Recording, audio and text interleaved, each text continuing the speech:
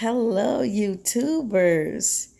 Today is Tuesday, November the 27th, and I am here in Kissimmee, hanging out with some friends. I'm supposed to be at work, but I'm playing hooky today. Last week I had 2 days off, and then I came back to work and then had another 2 days off. Um, just needed some time to rest. It's just after the wedding, it just became crazy. So, actually, that's what I'm here to talk about. What's the wedding? I know it's been a while since I posted, so I'm going to give you guys a little bit of what was going on during our wedding.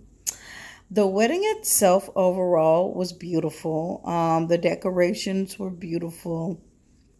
The ceremony itself was beautiful, but in the midst of that, it was a whole bunch of chaos. First, my wedding was an hour late. Um, I called my then fiance, called him boohoo crying because none of my vendors were answering the phones. Nobody I paid were answering their phones. So I'm calling, I'm freaking out. I'm like, oh my goodness. So he rushes to go to the reception venue, excuse me, to go make sure that the wedding planner was there and the caterer guy was there.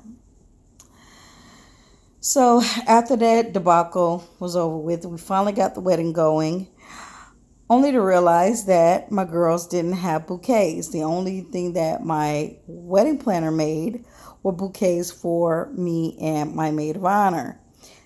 But she did not make a bouquet for the other girls, which did not make any sense whatsoever. Why would you do that? Then, um, come to find out, once we got the wedding going or whatever, did not have our arch that we wanted. Well, that I wanted. I wanted a nice arch, but that was crazy. It was like we paid her all of this money and our arch wasn't done. Things that we wanted was not done, and we had to even cut some of the things that we wanted to do for the wedding off. Like I wanted to do an honor ceremony for my mom, her two sisters, my grandmother, and Hugh George's brother. So that was crazy within itself. My caterer, I don't want to go there, was horrible. Um, but the decorations were beautiful. Everything else went okay. Um, we had to cut a lot of the stuff from the reception off because the wedding ran a little bit longer than what it was supposed to, and the the reception venue had only a few more hours. We only had a few hours there, so a lot of stuff we had to cut short. Get them fed, dance a little, get some cake, get them out the door. Um, so this was an experience for me. Anybody that is thinking about doing a wedding, it's so worth just going to the courthouse. That's all I'm gonna say on that, and just do a little big reception venue thing later on. But yeah, it was pretty crazy. Me and Hugh George, we've decided when we have our 5th year anniversary, we're gonna throw a party. It's gonna be like a vow renewal kind of thing. We're gonna this time. It's gonna be beautiful. It's gonna be like lit. It's gonna have everything that we want, and completely different vendors, everything. Like nothing what we had at our actual wedding is going to be what we had at this wedding, at this vow renewal. So I'm excited. I'm looking forward to that in a few years.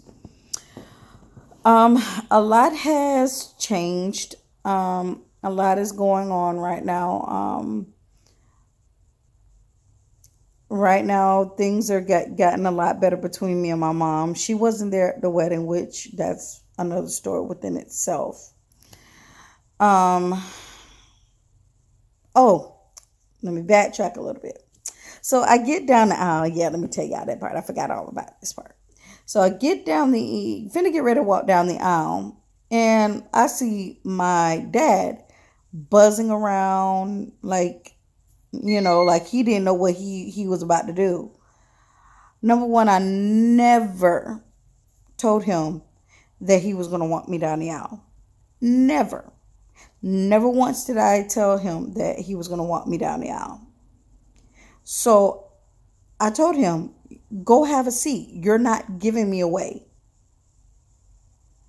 And the only reason why, and I know I'll probably get a lot of backlash on this one, the only reason why I did not have him to give me away is because after 34 years of life, you want to take an honor, you want to take a credit for something that you only did one time. Well, let's say 2 times. One, giving me life. Two, taking me through the court process of getting me away from my mom. Those were the only 2 things that you ever have done. While I'm grateful for just those 2 things, everything else in between that, you were never there. You were not there with my first date. You were not there with me to buy me my first car. You were not there with me when I cried at night. You were never there to give me an encouraging word. It was more of you were a dictator than you were my father. But yet you want for one day to take a credit that you never earned. No, thank you. Go have a seat. So after all of that, so let me fast forward. We're going through a lot right now. Me and my mom, we've kind of came to some peace things. We really didn't kind of like hashed it out about why she never came to my wedding, but I'm not even trying to get on that level right now. While it's calm and peaceful, maybe one day she'll come to her terms and she'll come to talk to me. Right now at this point, I don't feel like pushing the issue with her.